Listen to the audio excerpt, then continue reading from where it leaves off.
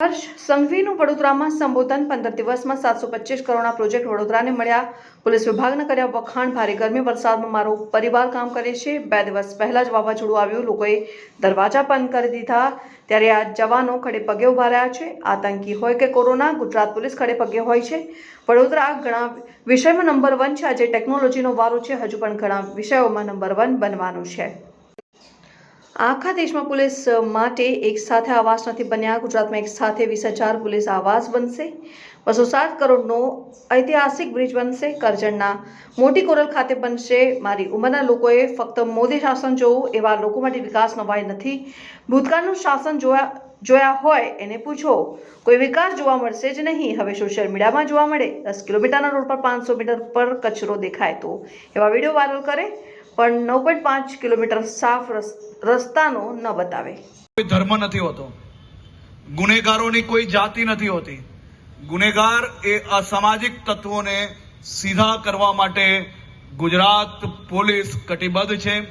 અમારા DGP KLN રાવના માર્ગદર્શનમાં આખી ગુજરાત પોલીસે મક્કમ નિર્ધાર કર્યો છે કે જો કોઈ બી વિસ્તારમાં કોઈ બી પ્રકારે કોઈ ટપોરી, કોઈ અસામાજિક તત્વો જો સામાન્ય નાગરિકોને હેરાન પરેશાન કરશે તો ગુજરાત પોલીસમાં હનુમાનજીનો દ્રશ્ય તમને સૌ લોકોને જરૂરથી નજરે પડશે.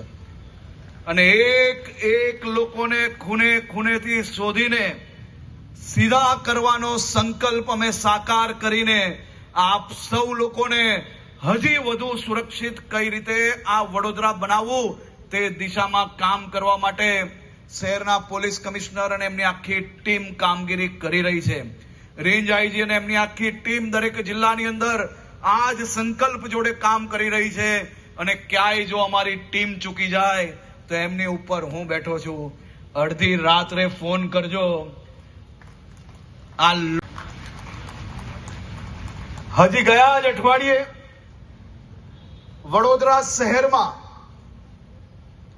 200 કરોડથી વધારેના પ્રોજેક્ટોનું ખાતમુહૂર્ત અને લોકાર્પણ કરવામાં આવ્યું હતું.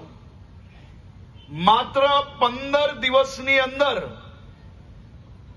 કુલ મળીને 750 થી વધારે કરોડ રૂપિયાના પ્રોજેક્ટો, એમાંય મહાનગરપાલિકા, જિલ્લા પંચાયત, રાજ્ય સરકાર, કેન્દ્ર સરકારની મદદથી આ વિવિધ પ્રોજેક્ટોના આજે લોકાર્પણ અને ખાતમુહૂર્ત કાર્યક્રમ અહીંયા યોજવામાં આવ્યો છે.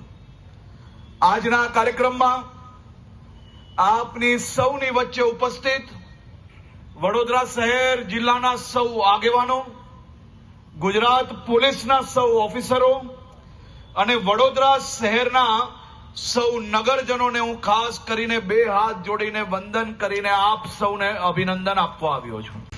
અને બધા જ જિલ્લાઓમાં, બધા જ શહેરોમાં જેટલો સ્ટાફ છે એ સ્ટાફ પ્રમાણે એક સરખા પર્સન્ટેજ, કે હું સુરતનો છું અને સુરતની અંદર હજારો મકાનો અને વડોદરાની અંદર મકાનો ઓછા, એ પ્રકારનું ન્યાય એ મારા દરબારની અંદર ક્યારેય ના ચાલી શકે. બધા જ શહેર, બધા જ જિલ્લામાં પોલીસનો જે સ્ટાફ છે એ સ્ટાફ પ્રમાણે નક્કી કરેલા પર્સન્ટેજ પ્રમાણે જ્યાર સુધી બધા જિલ્લામાં ના બની જાય અને એ પર્સન્ટેજથી વધારે કોઈ જિલ્લાઓમાં હોય તો એ જિલ્લાઓ પર હમણાં નવા મકાનોની રોક, અને જે જિલ્લાઓમાં ઓછા છે એને સૌથી પહેલા આપવાનો નિર્ણય લેવામાં બી આખા દેશની અંદર આપણી ગુજરાત સરકાર એક જ સરકાર છે.